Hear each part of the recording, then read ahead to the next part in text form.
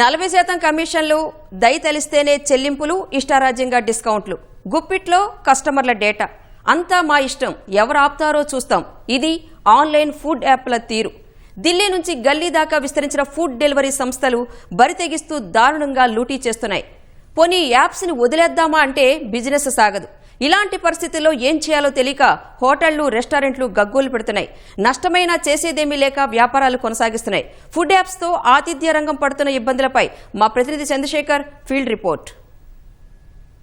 ఇటీవల కాలంలో రెస్టారెంట్లకు, హోటళ్లకు వెళ్ళి ఆహారం తీసుకునే వారికంటే కూడా ఆన్లైన్ డెలివరీ యాప్స్ ద్వారా ఆహారాన్ని ఇంటికి తీసుకొచ్చేటువంటి సంప్రదాయం, సంస్కృతి అయితే ఎక్కువగా పెరిగిపోయింది. అందుకు తగ్గట్టుగానే ఆన్లైన్ ఫుడ్ బిజినెస్ మార్కెట్ కూడా వేగంగా విస్తరిస్తోంది. గతంలో కేవలం పెద్ద పెద్ద నగరాలకే పరిమితమైనటువంటి ఈ సంప్రదాయం ఇటీవల కాలంలో చిన్న తరహా పట్టణాలకు కూడా విస్తరిస్తుంది. మన రాష్ట్రం మొత్తం మీద చూసుకుంటే దాదాపు 45 నగరాలు, పట్టణాల్లో ఇప్పుడు ఈ డెలివరీ యాప్స్ తమ సేవలను అందిస్తూ ఉన్నాయి. అటు ఇటుగా చూసుకుంటే 15 నుంచి 16 వేల హోటళ్ళు, రెస్టారెంట్లకు సంబంధించి భాగస్వాములుగా ఉండి కస్టమర్లకు ఆహారాన్ని అందజేస్తూ ఉన్నట్టుగా గణాంకాలు చెబుతూ ఉన్నాయి. అయితే ఇంత స్థాయిలో, భారీ స్థాయిలో ఈ వ్యాపారం విస్తరిస్తూ ఉన్నప్పటికీ కూడా దేశవ్యాప్తంగా చూసుకుంటే దాదాపు ఏటా 75,000 కోట్ల రూపాయల బిజినెస్ ఈ ఫుడ్ డెలివరీ యాప్స్ ద్వారా జరుగుతున్నట్టుగా వ్యాపార సంస్థల నివేదికలు అయితే చెబుతూ ఉన్నాయి. మన రాష్ట్రంలో కూడా దాదాపుగా అందులో మెజార్టీ వాటా ఉండేటువంటి అవకాశం అయితే ఉంది. అయితే ఇంత భారీ స్థాయిలో వ్యాపారం జరుగుతున్నప్పటికీ ఈ ఫుడ్ డెలివరీ యాప్స్ ద్వారా ఆ హోటళ్ళు, రెస్టారెంట్ల యజమానులకైతే సంతృప్తి అయితే ఉండటం లేదు. ఎందుకంటే ఆ డెలివరీ యాప్స్కి ఇచ్చేటువంటి కమిషన్ల రూపంలో పోయేటువంటి మొత్తం ఎక్కువగా ఉన్నటువంటి కారణంగా తమకు ఈ వ్యాపారం పెద్దగా గిట్టుబాటు కావటం లేదని చెప్పేసి హోటళ్ళ యజమానులు చెప్తూ ఉన్నారు. సాధారణంగా ఈ యాప్స్కే 25 నుంచి 30% వరకు కూడా వాళ్ళు కమిషన్ రూపంలో చెల్లించాల్సి ఉంటుంది. దీనికి అదనంగా జిఎస్టీ కావచ్చు, లేకపోతే కొన్ని డెలివరీకి సంబంధించిన సమయంలో వచ్చిన ఛార్జీలు కావచ్చు, అలాగే కొన్నిసార్లు ఆ రెస్టారెంట్, హోటళ్ళ ప్రమోషన్ పేరిట కూడా ఆ యాప్స్ డబ్బులు వసూలు చేస్తూ ఉన్నాయి.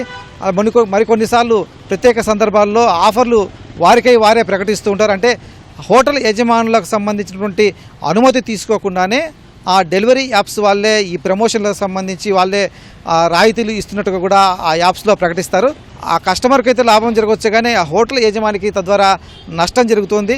మనకు తెలియకుండా యాడ్స్ రూపంలో 60% కట్ చేస్తున్నారు. రీల్స్ అంటున్నారు. టోటల్గా ఏంటంటే నిమిషానికి ఇంతని ఇలా అనేది ఎవరికి కూడా హోటల్ ఇండస్ట్రీలో వాళ్ళు 80% ఉన్నారు. ఏం తెలియదు వాళ్ళకి పాపం.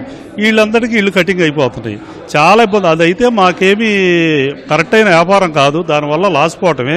4 కస్టమర్లకి వ్యాపారం చేయడానికి తప్పితే వేరే అనేది పనికిరాదు. అసలు మనకు ₹1,00,000 సెల్ చేసాం, కానీ మనకు వచ్చేది 40,000 వస్తుంది. 60% కట్ అయింది.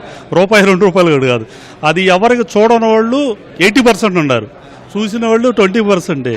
ఏమి చేయలేని పరిస్థితి. ఇండియా వైడ్గా ఫైట్ చేసాం, ఎక్కడ ఇంతవరకు వాళ్ళు ఏం చేసే పరిస్థితిలో లేదు. వాళ్ళు ముందు మనకి వచ్చి చెప్పేది ఒక మాట, తర్వాత చేసేది ఒక మాట.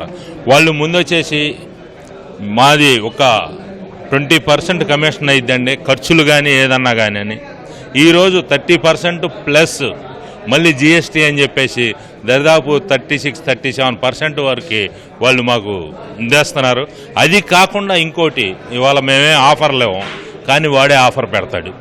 అది మనం రోజు చెక్ చేసుకోం. వస్తుంది, అబ్బో ఇవాళ బాగా వ్యాపారం వచ్చింది. అది మాకు వాడు వారానికి ఒకసారి మాకు బిల్లు పంపిస్తాడు. మేము చెప్పలేదు కదా అంటే, మేము పెట్టింది మీరు చూసుకోవాలండి, మీకు ఇష్టం లేకపోతే తీసేయాలండి అంటాడు అడ్డగోలుగా. కానీ వాళ్ళు ఇచ్చిన దానికి మేము బాధ్యులు అవుతున్నాం. వాళ్ళు మా మీద వ్యాపారం చేస్తున్నారు, కానీ మమ్మల్ని పట్టించుకోవట్లేదు. వాళ్ళ లాభాలు వాళ్ళ ఇదే. హోటల్, రెస్టారెంట్ల యజమానులు గతంలో కొన్నిసార్లు ఆ సర్వీసులు కూడా నిలిపివేశారు. అయితే కస్టమర్లు తగ్గిపోతున్నటువంటి కారణంగా ఎక్కువ మంది కస్టమర్లు ఈ డెలివరీ యాప్స్ కూడా అలవాటు పడినటువంటి పరిస్థితి. దీంతో ఆ రెస్టారెంట్లకు వచ్చి తినేటువంటి వారి సంఖ్య తగ్గుతూ ఉంటుంది.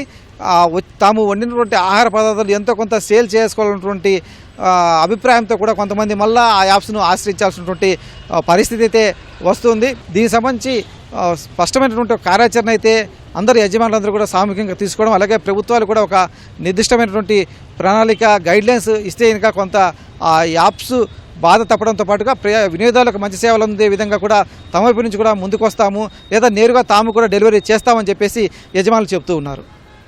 Over to studio.